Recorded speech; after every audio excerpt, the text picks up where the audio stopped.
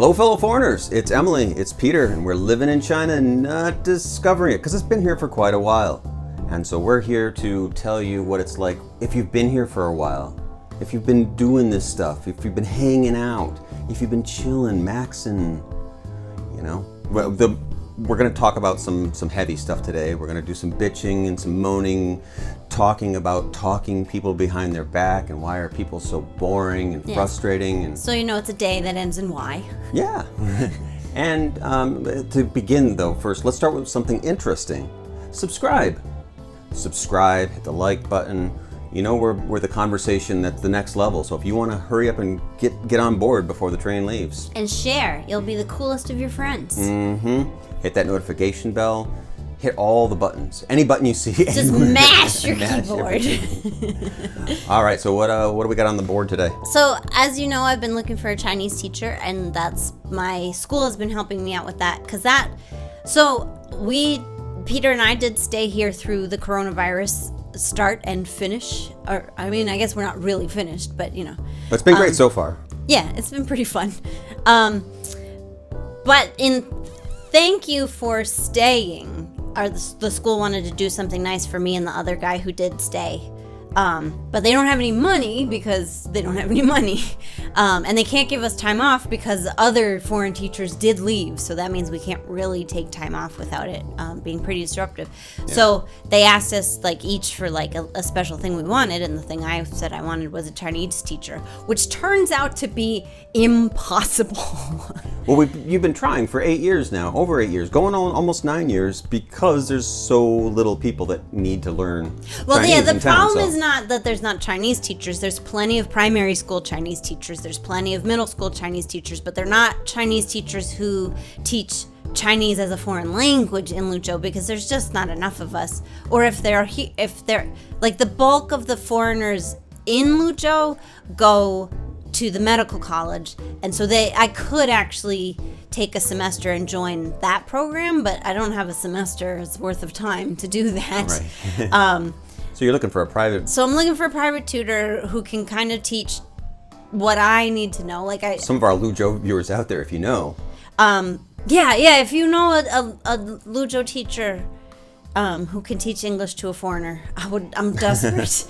But so my school has been really nice about they can't find anyone, but they're all helping me practice Chinese and because the problem is I'm shy as heck. I'm even too shy to say hell. Fucking hell. You also have... And so as part of my teacher, I need them to force me to speak Chinese because I can't do it. And it's not like you've been studying Chinese on your own, sometimes in class. You've got 8 years of practice. And you are to a level I know enough Chinese to be hopeless and useless in a conversation. Right. I've been a little bit down on myself for that. But you're at a level now of we're trying to work with people. We're trying to talk bigger ideas. Yeah. So it's not just on friends that want to whim. talk philosophically about music and art and projects that we're working on. And you're just I just don't know these words. Yeah, and I can just say, 这个 cat. This cat is shit. This would make a slapping tea.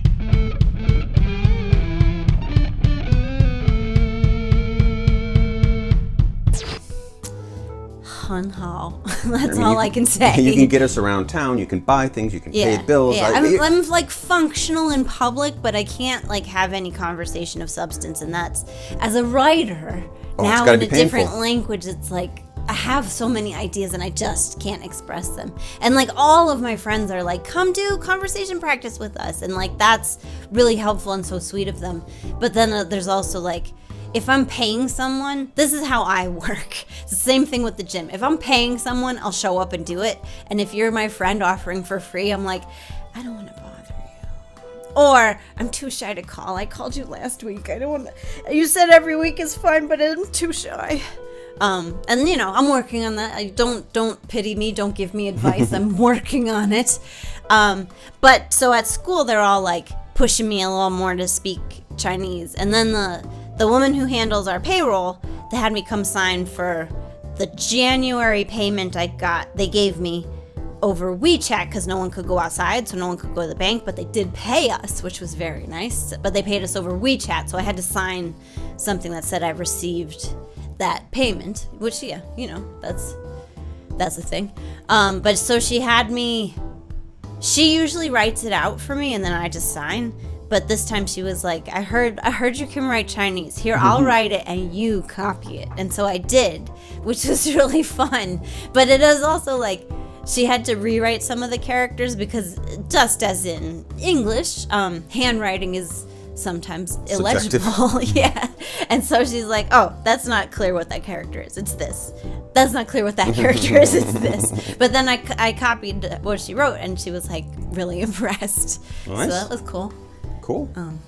Yeah, so that was like a minor victory in this, you know, long, hard slog. It's a marathon, not a sprint. My sister gave me that advice 20 years ago when I was upset with kind of the same thing, not learning Chinese. I wonder what when people say there's like the 5 year, to be fluent in 5 years, I mean, how fluent actually is that? I think if you're really studying and actually talking to people. Yeah, but I mean, what I'm talking about is like big ideas. Can you talk on an academic level at 5 years? Like, well, I guess it depends what equipment you're working with to start. Yeah, and I mean how hard you work and what you were working for and towards. Like, I mean, but people throw that out of like, you'll be fine in 5 years. Like, you are fine. Like, I'm fine. Right. But I want to be better than fine. And like Vernon, our friend who moved here at about the same time as us, is far more fluent. And part of that, because he's single and ready to mingle. He's not currently single though. And part of that was Don't put him out there like that. Well, sorry, ladies. But no, because I talked to him about this, and part of his motivation was like he wanted to have conversations, and he wanted to date people, and he wanted to have friends. So he really, I mean, he's also a talented guy with languages. He's not to sell him short on anything. Yeah. He worked really hard, but part of his motivation is he had no one to talk to. So I'm sure that helped him, and he's like way more outgoing than I am. Also, my point being that like, there's people I've known my entire life, nearing 50, that still have not learned how to use English in their own language. So, I mean... Well, that's a nice transition into, God, people are annoying. Oh my God.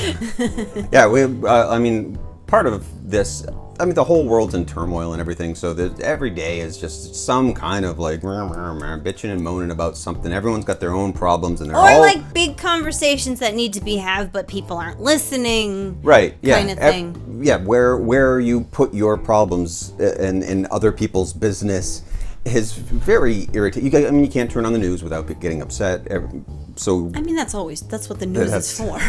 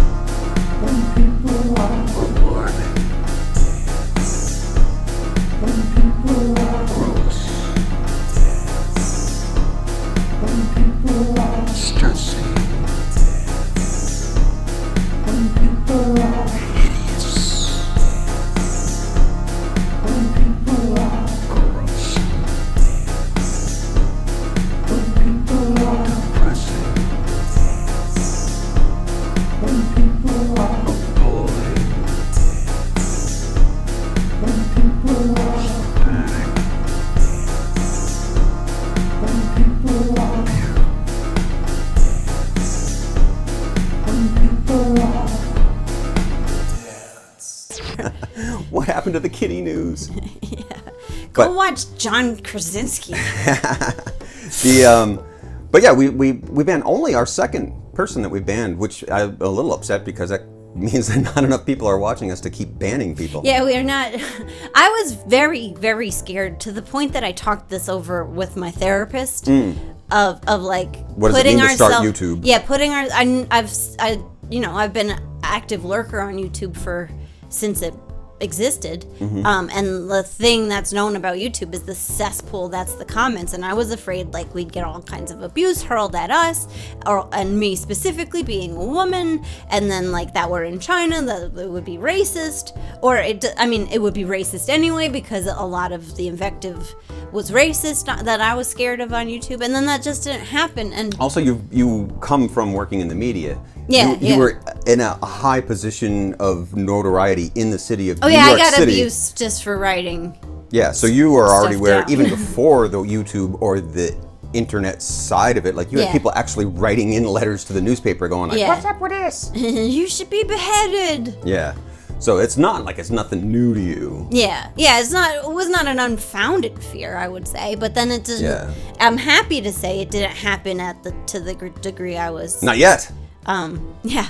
Hooray! But you and I have been having a lot of talks lately about like where we're at in like the subjects and issues we want to talk about, and then like you can find your little silos, you can find your little bubbles where people are having like very intelligent, very well thought out, very respectful conversations about that, but then you open it up to the wider world, and it's not like that. Right. When people talk about like what side of their left or their right or in the middle or whatever it is, like, and you consume that kind of media, and of course you're going to be surrounded by people with the same opinions. Yeah, and I mean, I don't think it's a surprise to anyone watching that we're pretty lefty, but I do think we are much further left than you think that we are. We're on a left that's rarely been invented. Yeah. And dealing with when the conversation is at that level. If you need to know our politics, I don't know why I brought it up. That level of conversation means that there's a lot of stuff that we've been over and over and over. It's the same thing with China. Like these conversations when you near towards a decade, like you just can't keep going over the same things over and over again. Like whatever. Well, and the constant conflation with the people in power and the government and institutions with the average person is very frustrating. Right. Because like when you say, oh, the Chinese are like this, I picture my friends and neighbors and say, no, they're not. Or also like, what are you trying to do? Are you trying to change them? Like, yeah. Why are you walking around thinking that like being on the internet is going to change anything? Like, it's one thing to get involved with situations where you have a voice, where you're part of an organization or something, or donations or whatever, that like we're doing something, but like, I mean, this is just all comments that have been as old as like quill to pen, like, this guy's goat, this piece of shit. But as long as there's been humans, there've been strife. There's the shit kicker in town. So to quote Peter Hessler's book of, there's that one guy that's just in town that's just, no matter what you say, it's going to be contradictory. And what do you do with those people is the real question. And because you really want to say, like, well, I'm just going to not pay attention to them. And then they just niggle into your mind because that's exactly what they want to do. And you're like, well, I'm not going to let them do that. But they want to. That's their goal, is they want you to pay attention to them. And I mean, it's so effective in the way, like, I mean, I find myself, I'm pretty good at belittling people. So that's like my superpower that I must suppress into my little Clark Kent cellulose kind of persona. That just don't be a dick to people for no reason, because some people just aren't at the level of conversation that you have. And the fact that we don't and it's an easy laugh to get someone to laugh maliciously at somebody else. Exactly. Yeah. It's you know, it's delicious, but it's easy. Right. It's a cat batting around mice in boxes, kind of like. We're getting awfully close to saying we're just way too smart for everybody. Well, but I mean, that's the truth. But it's hard not to get upset in these situations, and I don't know how we're dealing with it. How are you? Well, I had a morning. I woke up intending to just have my breakfast, browse the internet a little bit, and then get to vlogging. And then we didn't do that. I got caught in a loop of, again, like I've been personally working on and thinking about, like the new thing for woke white liberals is you can't be not racist. you have to be anti-racist. So I've been really trying to examine my own actions and like, what can I do? I can't go to the protests. And to be honest, if I was in America, I might be too scared to go to the protests. I'm delicate. I don't want to get beat up. Look at the skin. The sun hates us. Yeah. But like, I was trying to think how I can get involved, because it's also my job to think of solutions, because Black people are fighting the good fight right now. They don't have time to stop everything. They're already doing the work. Let's figure out what place. That's the emotional labor that I should take on, that they shouldn't have to take on. And also, so in this rabbit holing of thinking and research, I came across a Twitter feed thread about like how maybe it's actually not the most helpful thing, the best use of your time, to fight with people online about their racist opinions, which is like, whew, that's a relief. Like, my personal belief is if I see a statement I can't let stand unchallenged, I'm going to challenge it a little bit, just so like the record shows the statement was challenged. But it is like, I can't spend hours like arguing my case, and I don't want to. Right. But it's at the end of the day, no one's checking your homework. Yeah. Like, okay, so I don't have to do that, thank goodness, because that makes me really nervous. But what can I do? Was like, could I stuff envelopes? I can give money, and we have, to a couple different causes, and one specific I'm going to bring up. But I want, like, I don't want to just be like money, and we're not money bags, but anyway, but I don't want to be just sitting back and writing the checks. Is there stuff I can do? And from China, it's a little bit hard, except that we can maybe talk about this a little bit, and more than just make our profile picture black, which we kind of made that mistake as well. One of the things about being in China is that you're getting the news a day ahead of everything. So when the news came across that all musicians and record companies were going to do Blackout Tuesday, we were like, oh my God, like, we got to do it too. So we did it, and it was a day before it hit the news of America. Yeah, and then, so by the time it actually hit the news, everyone was saying, stop doing that. You're getting in the way of actual information. Of hashtag Black Lives Matter is being overfilled with it. Like, oh shit, quick, go back so and erase all that. Change our hashtags, put more educational links and charity links in the description. We're learning. Yeah. But one thing I did pick up, and I'm an avid reader of a blog called Captain Awkward, which is an advice column, but like from a very social justice bent, which I love advice columns. I love reading about other people's problems, but she always has answers that kind of touch on like how the whole world can uplift each other through addressing these problems. It's like I get a little gossip fix, but her actual writing isn't gossipy, and I learned a lot from her. And one of the things, and the people that she recommends, she's very good at recommending resources.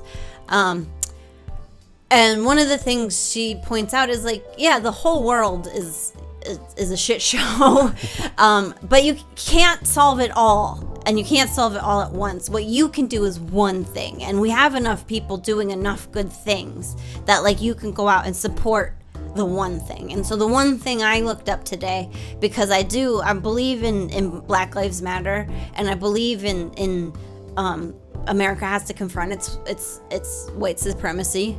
And I believe in feminism. And I believe in New York, because that's where I'm from. So I Googled around about New York causes, and I found this. So no one can say you're not a believer. Yeah. I found this cause that I'm recommending, if this moves you, go donate to them, but more I'm recommending find the thing that like you really care about and look up how you can help. And so this is the Black Feminist Project. They're based in the Bronx because we lived in New York, and I love New York, and I hate to see that New York is suffering. And what they do, they're an ongoing project.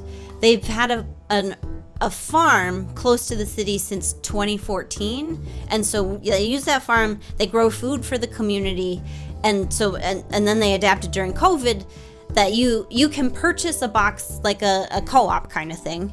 And if you have the means, you can purchase your own box, and you can purchase a box for like donate to the fund for someone else. And if you don't have means, they will bring you food free of charge. So they're making sure that community is really fed and taken care of. And they also use that green space for city kids it sounds like the Fresh Air Fund, but run by people from the community. So it's not like well-meaning white people who don't understand the dynamics of the community, but so that children who don't get access to fresh air can come out to the farm and like just be outside and all the benefits that brings. So like to me, that was the cause that I thought I wanted to lift them up. We gave them some money. We gave them some money, by the way. And I wanted to, we have a small platform, but to you, if that cause resonates with you, I say go check them out. If that cause doesn't resonate with you, find a thing you believe in and help out there, because that's how it gets fixed. There's not like, we can't just turn to one guy and everything's fixed. There's all these, because that's also, I'm getting ham-fistedly political, but everyone focuses on how big of an asshole Trump is, or how big of their hero he is. But like the president doesn't affect, the lack of leadership is an important failing, but he does not affect your day-to-day life as much as the people in your community do. Your local prosecutors, your local council, those are that has the most impact on your daily life. So if you, like me, are sitting browsing the internet and just feeling despair, go get involved. Go get involved in something local. Go get involved in a cause that you really care about. And even if it is just give money, like that helps. Then there's all kinds of like accepting that into your life on a daily basis. Of if you're in the position to hire people, not treating this as like some kind of like you're doing some special favor, or like that someone else will take care of it. Yeah, own it for like these are situations with people in them and people that... If you're white, just don't go online and just be like, I'm sorry for being white. Like, go do some stuff. Right. Because that's the reaction I've seen a lot of, and that gets in the way also. Right. And because this is a big tip that I've seen too. If you do get involved in an organization in a volunteer capacity, don't expect to be the star. You're new. Yeah. Just because you've been at the top of every other org chart, you don't get to be at the top of how to fix racism. But you do need to contribute.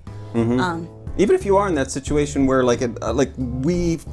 that's continuously something that's always thrown at us foreigners here in China of like, well, you're so privileged. Like, you think we don't know that? I mean, it's something that we have, I hope everyone would do, and I know they don't, but like, we certainly sit around a lot thinking about like, somebody offered us this and we shouldn't take that. Or somebody wants us to do this and why do they want us to do it? Or if they offer this, can we do this with it? That kind of like pays it back. I mean, certainly like when we're in teaching, not so much in kindergarten, but like when we were in high school and you're teaching classes, like when you're teaching a class about music, teach about jazz and teach about Dizzy Gillespie and Nina Simone. When you're teaching about that was like, definitely, sports. I like made my children look at black faces. Right. And understand that Black Americans are also Americans. Right, yeah, because it's a big problem. Yeah. And so little tiny things like that you can do with your privilege. And your own thinking. Like, I also read an article, like, if you want to teach your kids about blackness in the United States, do you have any black friends? Do you have any way to speak from experience? Like, look at yourself. So that's what I'm in the process of doing. So I thought I'd share that. And if it sounds like a lecture, good. Yeah. Don't say we didn't give you nothing. I'm just a shill. Yes, I'm only a shill. In the CCP, they give me a thrill. Well, it's a long, long journey to the capital city. It's a long, long wait while I'm sitting in committee, but I know that I'll be paid someday. At least I hope and pray that I will. But today I'm still just a shill. But today I'm still just a shill. Yeah. But you want to get silly? No, I want to get absolutely deadly serious, and I want to talk about people. Okay. I want to talk about people in ways that you're not supposed to. Behind their backs. Behind their backs. What? My very favorite. All right, here's one. 你记得刚才跟我们说的那个售货员吗? Do you remember that shop assistant who was just talking with us just now? So is this a person that has, like, I've already forgotten that person? Or is this somebody that you're trying to remind your partner that... I mean, yeah, the timing of just now. It seems like a weird way to phrase it. So yeah, maybe did you forget what just happened? Do you remember that shop assistant? She just spoke to us just now. She just gave you the receipt. Yeah. I don't know where I put the receipt. He just told you how gorgeous you looked. Yeah. Or just told you were a piece of crap. Yeah. Do you remember that guy? Yeah. I mean, and there are, as a couple, we've had that. Do you remember that? That just happened. What? Yeah. On both sides, I would say. I do feel like the kind of you bring that up to like say something about them. Right. So like what would be the other? Because it like, do you remember that shop assistant? Can you go get her? Like, why don't I go get her? Right. Yeah. It as a lesson in a book of why should you learn that in Chinese? It's kind of a difficult situation to imagine any kind of scenario that makes any kind of sense out of that. Except for gossip. Except for gossip. I heard she spits on all the cucumbers. That's why I would bring that up. Well, I guess if it's your small knit neighborhood, maybe you know who that is. Like, you remember that cashier? That's so-and-so's kid. He's really slow. Or do you remember that shop assistant that helped us just now? That was Bill Murray. Yeah, it's always Bill Murray. Yeah. But I do feel like this, like you asked that question to get ready to tell a juicy bit of gossip. Right. Yeah. Do you know that clerk? Got a crush on him. Yeah. And you could tell it on yourself. Yeah, you could gossip about yourself. That's allowed. That might be it's encouraged. Yeah, that might be the nicest gossip ever. Yeah. I think I am pretty great. Don't tell anyone. Did you hear I got a 2700 on my SATs? I don't know how much you could get on your SATs. Neither do I. They changed it. I never took them. Oh. Amazing, right? Yeah. How did I even get this far in life? When I was a kid, they were still 1600 was the max score, but now I think it's not. I think it's higher than that. Oh, higher. I was afraid you were going to say lower. Yeah, no, they added sections, so that's I don't know. They added a section? Yeah. Different math or something? No, they add a language. I don't want to get into how the SATs are. You either know or you don't care. Yeah. You have to study YouTube. Because that's where all the information is these days. The YouTube aptitude tests. If you want to know about philosophy or how to use a hammer. Yeah, it's all on YouTube. The YTATs. Yeah, so I feel like this is a question that means I'm going to bring up some gossip. All right, do we have any other gossip? So do you want to hear some gossip? Good sloppy gossip? Slossip? What do we got? 她是个不幸的女人，丈夫很早就离开了她 which means she is an unlucky woman. Her husband left her so long ago. And what impresses me about this sentence is how damn sexist it is. Oh, how unlucky she doesn't have a husband. Her husband left her. She's used up fruit. Right. Can you be a leftover if you were picked once? I don't know. I think that's like worse. I would guess. I mean, depending on what kind of culture. Sometimes people wear it as a badge of courage. Well, there's a thing of like in Europe in the past times, the olden days, like the 1800s, 1700s, they couldn't own property, but if they were widowed, in some cases they could own property and could also just like have the sex they wanted. So like being widowed was a good deal for women. But I think being divorced meant she would have been murdered. I don't know.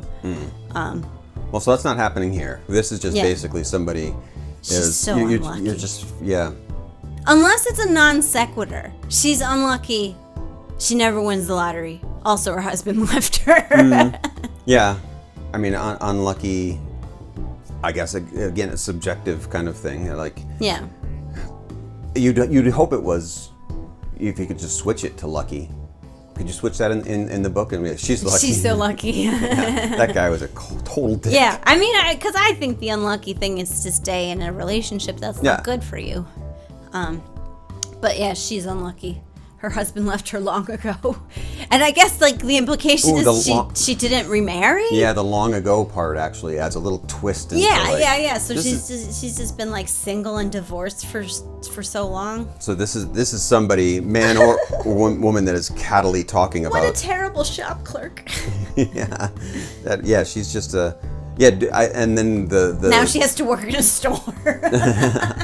The unlucky part is that, like, she's just, it's like a sarcastic, what's the word I'm looking for, the passive aggressive. Oh yeah, it's this very, like, condescending. Yeah. Oh, so unlucky. Yeah, but I'm glad I'm not her friend, or I'm glad I'm a better friend than she is. Because if she left him, then you'd get, oh, she's so cruel, she left her child. Right. Yeah, what is he supposed to do with his life anyways now? You know that guy can't take care of himself. Yeah. No, this sentence, like, makes me so mad.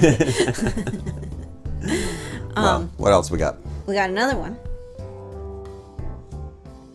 我没有他写的漂亮, which is, I don't write as beautifully as him. So that's a little positive gossip, or I mean, putting it in the negative.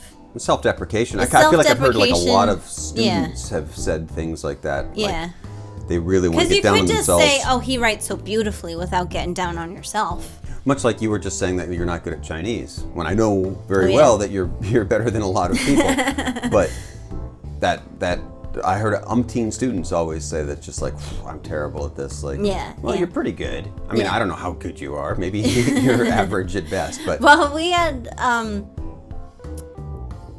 again, I think there is, like, an assumption that Chinese people are all calligraphers, and that's not true. Right. Calligraphy is a specified area of study. I've seen much more bad handwriting than good handwriting. Especially when you're as far out as we are in the middle of nowhere. There's lots of just average store owners and stuff now that, like, I mean, if they write, I mean, they do a lot of the hand stuff too.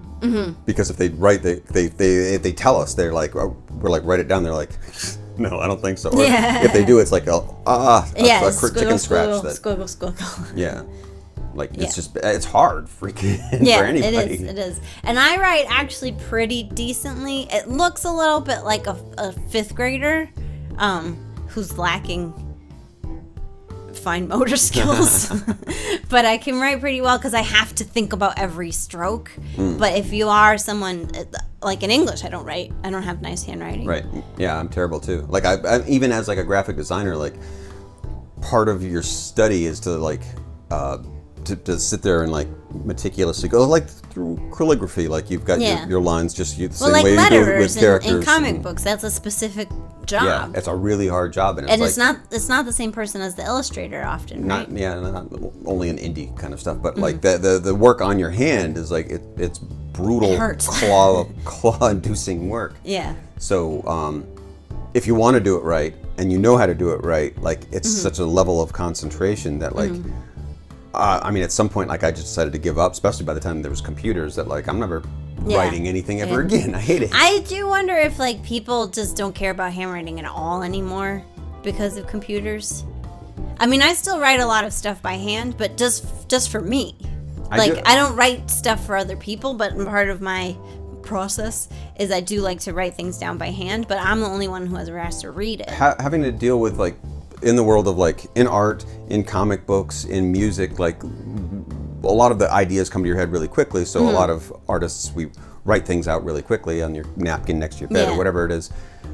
But then you've got to give it to the other musicians or the artist or the writer or something like that. And that's a terrifying idea. Like, I would never show anyone my, like, the amount of, like, misspellings and scratches out, and let alone the fact, like, you can't read. Like, and I don't feel that's just me. I feel that's anyone that I've ever worked with. They're like, you're like, oh, can I see your notes? And they're like, no, I don't think so. Like, people just you won't be able to read it. At some point, it just got to be that, like, send me the printout, because send me the email, whatever it is at that point, because no one's reading anyone's handwriting unless like you're a beautiful artistic, or one of those guys with the giant brushes out in the park. Yeah. We can all stand around and look at how beautiful that is. Yeah. It's a giant brush, though. Yeah. But yeah, so he writes well. Yeah. Well, I mean, good for him. Yeah, I don't have much for that. Good for that guy. Sucks to be you, person that sucks. We did. Maybe they don't when suck. we lived in Maybe Lijiang, there was like a crappy little restaurant near our house that was like wasn't that good, and the guy maybe like had a drinking problem because some nights were definitely worse than others. Yeah, sometimes the vegetables were a little bit more on the dank side. But he was a calligrapher and he showed us his calligraphy and it was really good. Yeah, he when he spread out like one night all of his works. Yeah. To sit down after the rush had done. Yeah. It was a pretty fun thing to sit around for the evening. Yeah, it and was watch. really cool. And we drank with him. Yep. helping all of our problems. Yeah. What else we got? Okay. Fine weather we're having. Sichuan famously is the New England of China. This is number 4. Number 4 is 他叫毕加索，他是西班牙人, which is his name is Picasso. He's Spanish. what? So that's 毕加索 is Picasso, which you can. This is the thing about China. Wait, first of all, let me just get my head around. We're talking about actual like Picasso. Somebody's talking about. Okay. Yeah. Because my first thought was like English westernized names for Chinese. So I'm like imagining being introduced to somebody, a Chinese friend, and introducing his friend Picasso. Because we have like a friend Julio. Yeah, a Chinese friend Julio. Yeah, named after Iglesias, which like Right. that took me like 20 minutes to. Why? Oh, because I like Julio Iglesias. Oh, well, all right then. I guess now it makes sense. Yeah. So I had to get my head around. Oh yeah, this is not a Picasso. I mean, it could be a Picasso. But given that we were just talking about art, like I've also got it in my mind that like this is some Chinese guy that's called himself Picasso. It's like ballsy and Because awesome. otherwise, how often do you need the sentence, this is Picasso? Yeah. I am Picasso. In an art class, that's not how they teach that. Yeah. Ta-da. Here's Picasso. He's Spanish. That's the most significant thing you need to know about him. Right. It defines everything. And cubes. Yeah. But 毕加索 is how you say it. And this is the thing about alliterative Chinese that's Chinglish. Like, to me, now that I know Chinese, I can hear those better. But, like, when I started, like, Mai Dong Lao, do you know what that is? Nope. Is McDonald's. Oh, It's because it sounds like McDonald's. But it, like, unless you know Chinese, it doesn't. Right. That's like when like my name is Bida. Yeah. Like, does that sounds like Peter? Like, no, it doesn't. Yeah. But yeah. okay, it does. Yeah. Close enough. But I think there's probably a lot of knowledge that works this way. Yeah. That when you know it, then you can know it. But like when you don't know it, it doesn't help. Mm-hmm. Do you know what I mean? Yeah. It's kind of a vague statement. I mean, we see it all the time. I mean, it's like a Family Guy joke of like watching somebody like a newscaster like say something happened in El Porte or something like why did you say it that way? Like because it was in Tejas. Yeah, like today in Brazil. Yeah. Like why you're a white dude? Why'd you say it that way? Yeah. Like. It does kind of throw you off for a second. Well, my friend used to get endless amusement from on the Spanish channels when they would have commercials and they'd be Tide. Yeah. Oh, that totally happens watching any kind of Chinese TV here. Mm-hmm. You do LeBron James. Yeah. Although LeBron James probably also has a Chinese name. Yeah, probably. But I don't know because I'm not a sports fan. Yeah. Sorry, LeBron. Or even like your drummer, when he was like trying to think of like Sonic Youth. What? Yes, of course, Sonic Youth. Wait, what are we saying about them? Maybe he doesn't like them. Oh no, we're fans. Okay, good. Yeah, but like this is Picasso. He's Spanish. Yeah, well, I remember like a lot of kids when they got to that time of year in high school, when they got around to the music, and they know I'm a musician, so they want to talk about the jazz.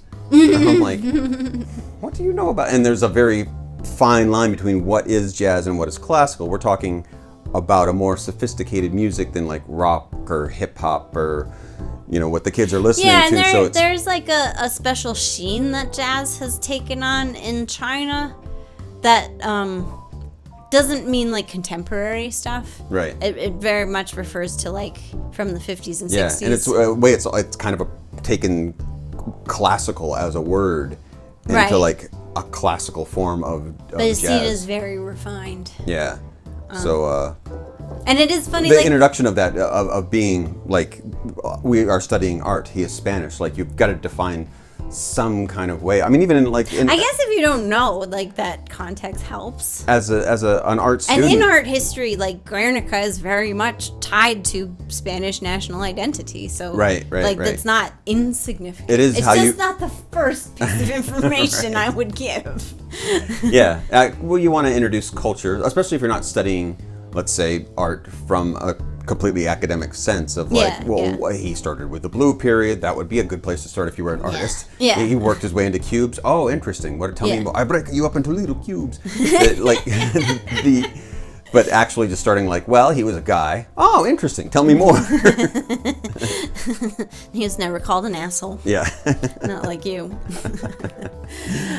One more thing. What are the others? But it is funny because we have the same thing from the West of like there are probably a comically narrow range of Asian thinkers and painters that we know about. Like off the top of my head, I can just really think of Confucius that we talk about, or maybe I don't know other ones that get widely talked about in the West. Right. So it is funny, like when we were teaching middle school in the textbook, and then knowing more people, like the things they learn about the West are like so out of context and so sporadic, but like, so they learn, well, Picasso was an artist, Beethoven was a composer, Beatles were rock music, and like, that's it. Yeah, I mean, we've experienced it, but like hearing from a lot of black people in China that have said over and over again that they're talking to a Chinese person that just will not believe that they're from America. Like, I totally am. Like, there's no way to have this conversation other than around of like, I just am. That's the story. Yeah. But yeah, what those kind of, I remember back. Well, if you like Beethoven, can I introduce you to some other classical music? No, I don't care about classical music. I just know about Beethoven. And when you, it works in reverse. Like I always think like, given how much the Beatles are an international, cross-generational, giant megalith of culture, and you, like growing up knowing, I mean, that's kind of why I know Middle Eastern music at all. Like, I mean, I'm a big fan now, but as a kid, like hearing a sitar and going, what the hell is that? And then finding that George is over there hanging out with people like, oh, so there's another part of the world. So that's, as a kid, that's my thinking of what that world means, is this kind of music. Yeah. And then like years later, like in like the year 2000, working at an IT company. Yeah. And there's like the 3 or 4 guys from Pakistan that had just started, and hanging out with them, and a bunch of us sitting around, and somebody mentions the Beatles, and they're like, what's this? We're like, wait. All I know about your country is through the Beatles. Yeah. You really have never heard of what this is? Like, well, abstractly, I understand that it's a musical act of some kind. Yeah, yeah. Like, well, we're not going to go see that. We can go see Paul McCartney. Yeah. And by the way, Pakistan is not India. Oh, well, thank you.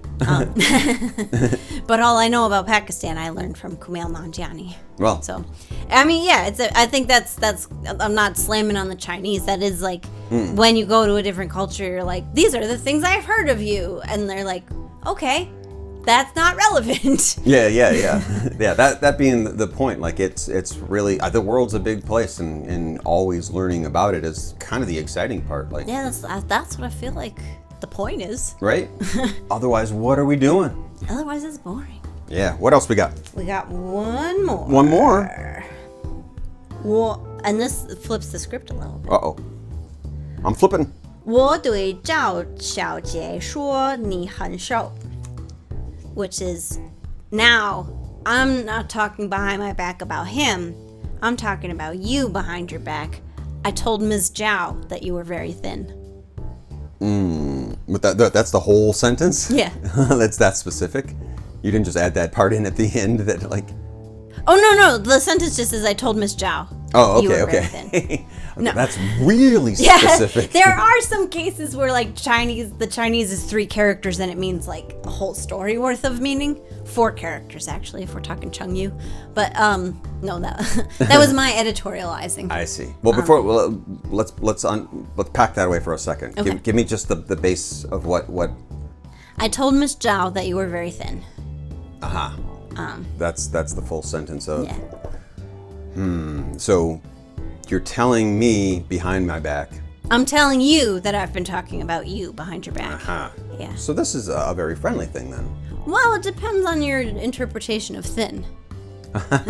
True. Thin is not healthy, and not everybody desires to be thin. So you're just like rubbing it in their face that you're going like, you're so skinny. I gotta fucking hate you. And also, you know what I've been walking around telling people that because you wear baggy clothes. That and they're skinny, really, sickly weakling. Oh my God, I just want to punch their bones off. Or we were worried about you. Or that. I even told Miss Zhao you were very thin. Eat some more. What did Miss Zhao say about it though? Yeah, I mean, Is that's she worried? a mystery. Miss Zhao thinks it's handsome. She likes she likes olive oil size men. Maybe that's a setup. Oh, could be. I told Miss Zhao you were very thin. She was interested. Now I like this story. Yeah, me too. Yeah, because the character shao means like skin, like skinny, and now I think it means like the culturally accepted standard of skinny is better. But the radical is the illness radical, so it was not a good thing. It was not a positive adjective. Right. At the time when language was invented. I don't know, but it did not always carry a connotation of like I like your look. Right. It was more like right. Are you eating? Right. Are you sick? And yeah, and where like it takes that position of like being a guy who's overweight. Us big belly guys that are just like, wow, that guy's doing well. But even that is like starting to wane to being like, well, you should watch out for your health because. I mean, yes, okay, take care of your health. But the biggest failure of bringing awareness to the fact that women's bodies are scrutinized unfairly is that now we leveled the scales by also scrutinizing men's bodies. Like, I don't think that should have been the goal. Everyone should feel bad about their bodies. And we do. Yeah. We don't need that reinforced, actually. Thank you, media, the world, our friends. Yeah. I was telling Miss Zhao you were so skinny. Why? Why were you talking about my body? Yeah. Let's talk about your nose, idiot. Yeah. You want a knuckle sandwich? Why? I don't know why I made that into a violent threat. I don't know. That's the theme of today. Getting a little upset about certain things, talking about people behind their back. Yeah. I don't know. Who? Anyone you want to throw stones at before we leave? I mean, I rather listen to the gossip than spread the gossip. I do. I mean, I know it's a failing, but I love gossip. Do you think you're not good at gossiping? No. Here's the thing. People tell me stuff. I think because I am quiet, because I'm shy, but I'm also a good listener. And so people like to tell me stuff, and people often tell me more stuff than I think they tell other people. And so not so much as like, so I'll keep their trust in my heart and not spread what they said, but I want to keep hearing the dirt, so I'm not going to spread. I want to get the reputation for she doesn't spread it around. That's the writer in you. Yeah. I want to know. Anything tell that, me like, your secrets. I won't tell anybody. Anything of like being on talk shows or stuff that like you would be engaged in a conversation. Mm-hmm. Like we can't go on any of those because like you would just sit there like going like. Start asking the host questions. Yeah, that first of all, I mean that's what you are as a writer who's been in the media. That was your job anyways. Yeah. But yeah, now as a more creative writer, looking for stories like... Oh, that's going in. Oh my God, you've got like a whole book of all the people that we've met throughout the years here in China. Keep telling me about that fight with your mother. Interesting. Page 20. Well, I've got a question. Noodles to you?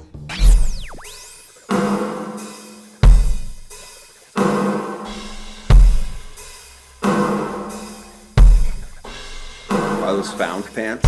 Oh, yeah. Like real artists wear. Picked up this Roland A500S up in Kunming. It's a real workhorse. This Hofner violin bass, maybe you've heard of Paul McCartney? This chair came with the studio. Classical guitar and ukulele pair, bought here in town. Lucho Ren, nylon strings. Our computer, we bought it here, and we're pretty sure it's real. It sounds like a jet engine. It got a smear on the screen right away. It's the Millennium Falcon of the whole operation. And the Ibanez, it's pointy. And here's another one. Here's MK Ultra. We plug a lot of stuff in. Here's the Epiphone. It's a Sheraton John Lee Hooker model. Our printer, we bought the cheapest one, and it acts like the cheapest one. And of course our cork board is nice and sturdy. Too sturdy for the wall though, because we can't hang anything on our marvelous concrete walls.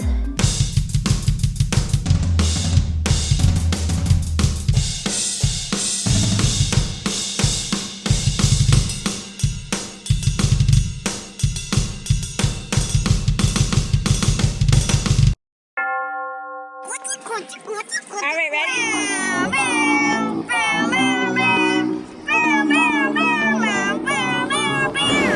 Nine.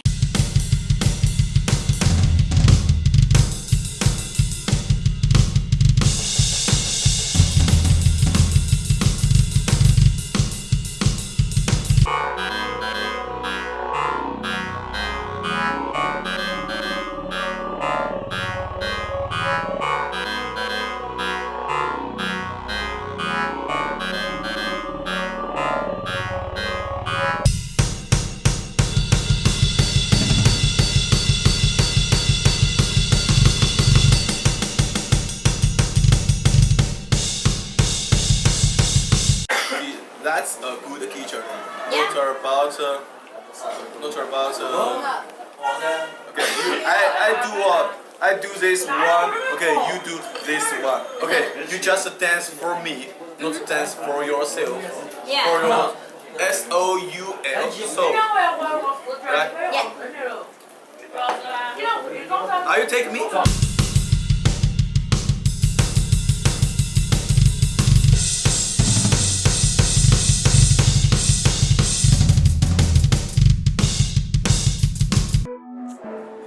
I think foreigners, they always active. They have something like will make you feel like what freedom is. I think that is very important for me.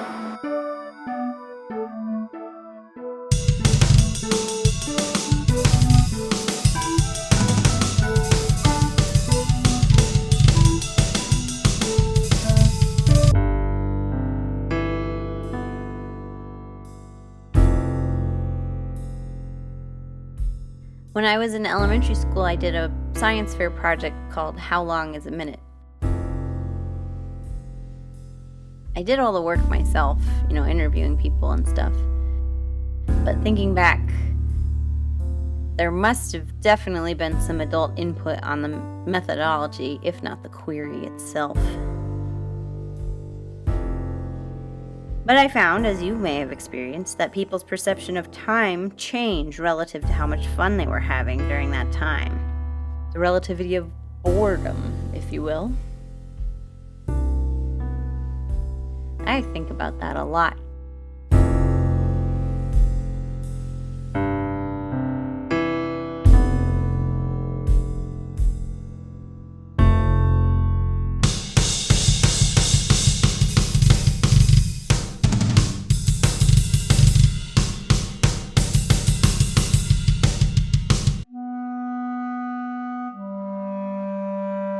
Luzhou Museum. Well, not everybody in town knows that we have a museum, so that should tell you something. Downstairs, they have a nice collection of historical photographs from Luzhou's past. And upstairs, they have some beautiful art by an artist who I guess lived here, except it's all prints. There's no, like, original works, which is a little weird.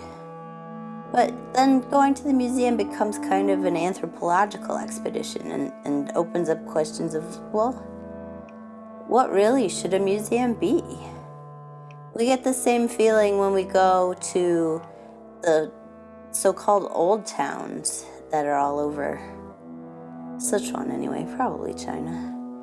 Like, yeah, some of these buildings, the original construction is old, but in no way is this an authentic old town experience. But what's authenticity for anyway?